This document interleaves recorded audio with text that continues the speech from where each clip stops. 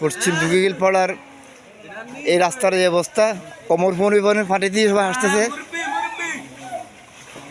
কোমর পরিবহন পানি দিয়ে হাঁটতেছে সবাই। এই রাস্তাটা তুষি পর্যন্ত রাস্তাটা যাওয়া হয়, তুষি পর্যন্ত রাস্তাটা এই অবস্থা ঠিক, কোমর হাঁটি পরিবহন রাস্তা।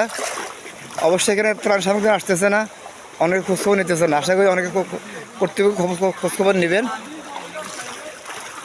আমি যাইতেছি, এই রাস্তার হলো উত্তর দিক একই অবস্থা, আর এই রাস্তাটা হইলো দক্ষিণ দিক, তাও একই অবস্থা। পানি আর পানি, পানি আর পানি।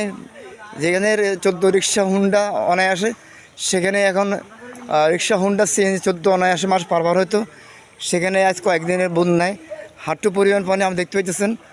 অনেক জায়গাতে কোমর পরিমাণও পানি।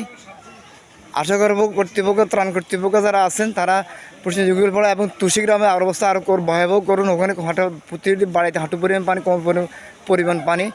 আপনারা সিদ্ধান্ত নেবেন এবং আমাদের খোঁজখবর নেবেন। ধন্যবাদ সবাইকে।